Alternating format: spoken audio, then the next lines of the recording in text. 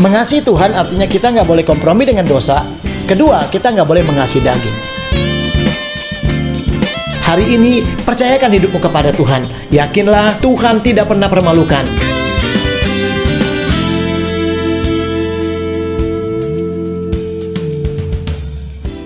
Shalom saudara, pagi ini Mas Murni berbicara kepada kita, dapatkan lawatan Tuhan.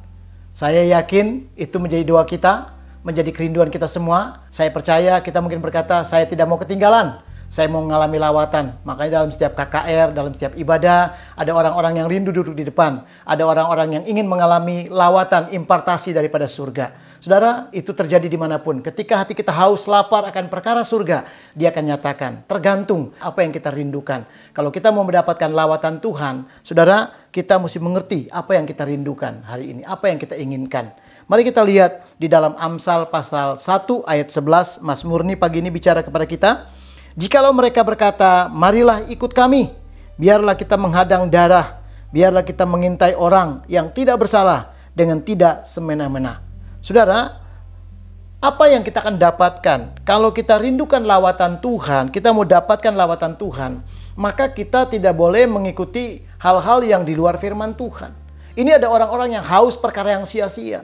Di dalam Amsal 1 ayat 11 tadi dikatakan ada orang-orang yang hausnya merindukan bukan lawatan Tuhan, tapi lawatan roh jahat.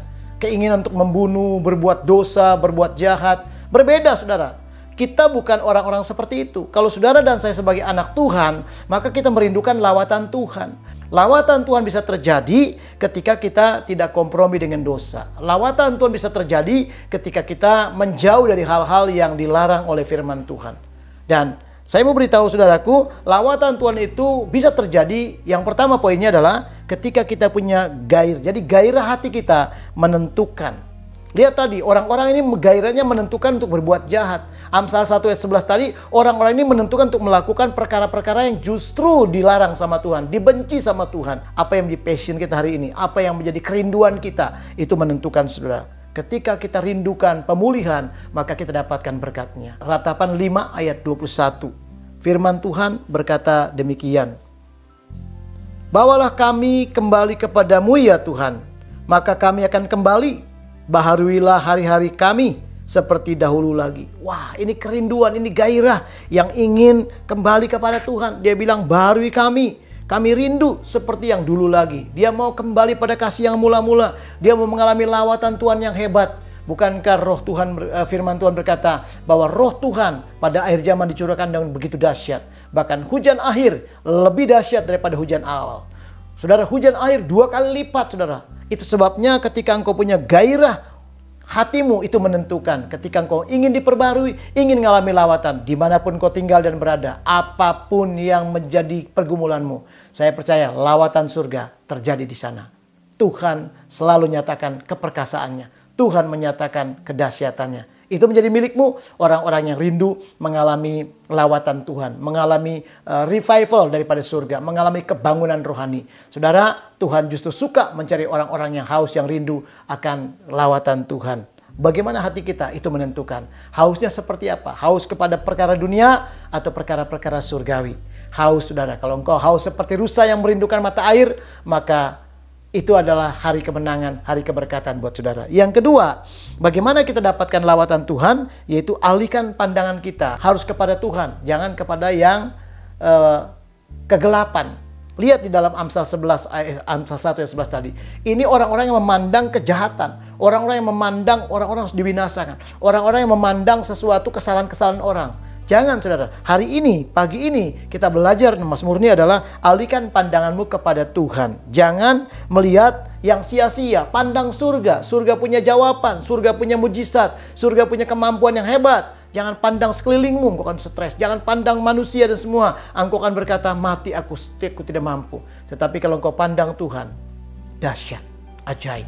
Tuhan tidak pernah membuat engkau kecewa. Tuhan akan membuat engkau menjadi orang yang merdeka dan pemenang dalam segala sesuatu. Mari kita akan melihat Ibrani pasal 12 ayat 1 dan ayat yang kedua. Karena kita mempunyai banyak saksi bagaikan awan yang mengelilingi kita, marilah kita menanggalkan semua beban dan dosa yang merintangi kita, dan berlomba dengan tekun dalam perlombaan yang diwajibkan bagi kita. Ayat 2 perhatikan. Marilah kita melakukannya dengan mata yang tertuju kepada Yesus yang memimpin kita dalam iman dan yang membawa iman kita itu kepada kesempurnaan, yang dengan mengabaikan kehinaan tekun memikul salib ganti sukacita yang disediakan bagi Dia yang sekarang duduk di sebelah kanan tahta Allah. Marilah katanya kita memandang Tuhan yang membawa kita pada kesempurnaan. Waktu kita mulai melihat Tuhan, pandangan kita tidak lagi melihat kelemahan orang lain, kesalahan orang lain, dosa dan orang ini dan itu, tidak, saudara. Tapi lihat Tuhan. Maka hari ini saya percaya engkau akan mendapatkan lawatan surga. Maka lawatan surga terjadi di tengah-tengah masalahmu, di tengah-tengah pergumulanmu, di tengah-tengah penyakitmu. Bahkan pemulihan demi pemulihan terjadi di tengah-tengah keluarga besarmu. Menjadi milik orang-orang yang beriman. Orang-orang yang selalu berkata, Tuhan, aku mau selalu mengalihkan pandanganmu. Tidak lagi kepada hal-hal yang melemahkan imanku.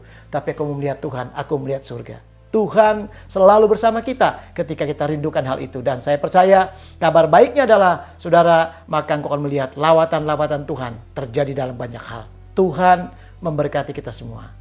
Amin.